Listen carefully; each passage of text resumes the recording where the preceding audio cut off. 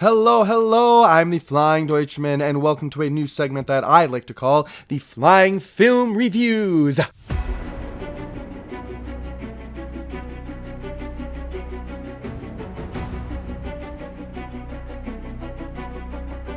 And yes, just as the name suggests, I will be reviewing films, but not only just movies, TV shows as well, because that is what I'm reviewing today. But before we get started, I feel like I should get into something a little more professional instead of just this shirt. And so I'll be back in 3, 2, 1.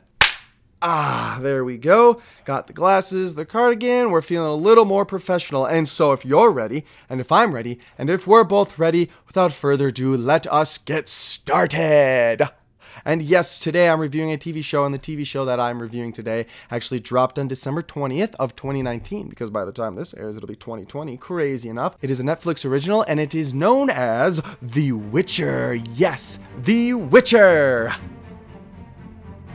A new fantasy drama starring Henry Cavill as Geralt of Rivia, otherwise known as The Witcher. Now, yes, this falls in the line of the fantasy genre, which is why I really appreciated it, and I loved it so much because I love fantasy. I love the fantasy genre. It is great. Now, yes, that is like Lord of the Rings and Game of Thrones. Those are the two biggest ones I could think of off the top of my head right now. And so that is what it is like.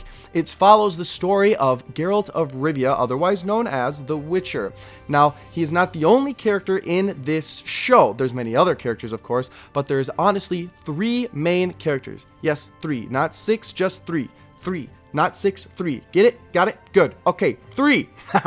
And the other 2, this is no spoilers by the way, is Yennefer the Mage and Ciri the Princess.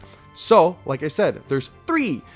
Geralt of Rivia, Yennefer the Mage, and Ciri the Princess. And that is the 3 main stories that we follow throughout this first season, which is 8 episodes long. All of the episodes are around an hour, except for one is like 52 minutes or something like that. But otherwise, they're all pretty much an hour, which is very, very nice as a little side tidbit. But yes, this story follows those 3 main characters. And now one big thing I want to talk about quick is that it is not in a chronological order. The episodes don't go in a chronological order. That's a better way of saying that. And don't let that discourage you, or don't let that push you away from the show, because there is a reason. I haven't read them, but there is a series of books that I plan on reading. And so, as I've learned and as I've been watching and stuff like that and reading, there is the main characters that are obviously introduced in the first book, but 1 or 2 or how many are introduced in the second book. And so the showrunners and the people creating the show had to figure out a way to introduce you to the 3 big characters plus some of the other characters in a way that wasn't boring and that made sense, instead of just trying to do all one book and then going to the next book, but not introducing all the characters. And so that is why it is not in chronological order. Now, yes, the reason they did it is because we follow the pasts of some of these characters. I'm not going to say who or which ones, because that would be a spoiler. But we follow the past to find out who these characters are and what they're all about and what they have gone through that leads them to the future/present in the episodes. And now there is a specific episode that really shows you and describes to you that this story so far is not going in a chronological order, because it is the best way to introduce these characters and make the show compelling, instead of just going boom, boom, boom, boom, boring, or not introducing some of the big characters until like the second season. So that is why they did that. So don't let that discourage you, please. It is great. You will understand it. And if you don't, just read about it afterwards, or ask someone who's seen it, because it will make sense. But again, it will make sense if you watch it and pay attention as you do. And so, don't let that discourage you. I can't highlight that point enough, because it is such a great show. But moving on, a lot of people are comparing this show to Game of Thrones, which is a valid point, because Game of Thrones was based in fantasy world, and so is The Witcher. But, and again, that's a compliment to The Witcher, like it's being compared to Game of Thrones. But don't think of it as Game of Thrones. Think of it as its own world, because it is. Game of Thrones is set in Game of Thrones, and The Witcher is set in The Witcher. So, separate the two and focus on The Witcher and leave Game of Thrones to Game of Thrones. Amazing show, but now this one is coming. Focus on this, because it is different. It's a different kind of a feel to it, which is good. I hope it wouldn't feel like Game of Thrones, because that wouldn't be very good and whatever. But yes, it is its own world. Yes, it has elves, dwarves, magic, bow and arrows, which I love. But magic, bow and arrows, and monsters, and demons, and all that good stuff that should be in these fantastical worlds. So, when you watch this, watch it as you're watching it through the eyes of the Witcher universe and leave Game of Thrones out of it. If you haven't seen Game of Thrones, then you have nothing to worry about. But I would watch it. I would watch it. Great show. Great show, and that's all I'm going to say about that, because I'm talking about The Witcher. So yes, Henry Cavill stars as The Witcher. Now, he does a fabulous job, a fantastic, fabulous, wonderful job. He really embodies it, and with the hair, oh, it's perfect. When I first saw he was getting cast as Geralt, I was like, yes, thank you, great. And the rest of the characters fit their roles perfectly as well. Yennefer and Ciri, love them. Great actresses, and they fit the roles perfectly. So why not watch it? Because it's so good. Everyone does their job very, very well. Now, I do want to talk about the sword play here quick. The sword play is so amazing because it is like a dance, but it's swords. And that is what they were really trying to go with it, is it make it look like a dance. Nice, smooth, controlled, but yes, it looks out of control because it looks like an actual fight, which is perfectly well done from the sword master and the stunt coordinator and the fight coordinator. That was a lot to get out right there. Bear with me. But all those people combined create magical sword fights. And I mean magical sword fights. Like I said, people, Game of Thrones, no, Game of Thrones is its own thing. This is this. These sword fights are very different than what, maybe a lot of us have seen, but that was their main focus, was to have a dance aspect, because Geralt is a master of this. And when you watch it, you will see he is the master. It is amazing. I can't even imagine how much time these fight scenes took to film, but you will enjoy them. I promise you that. Now, one thing I do wish there was a little bit more of was magic. And I know Henry Cavill, yes, Cavill, not Cavill, as some of you may think it is. It's like travel, but Cavill. He did push for some more magic, but it just wasn't in the budget for this first season. So I'm hoping that in the second season, which is confirmed for 2021, there will be some more magic, because that is a big part of Geralt, is he uses the signs.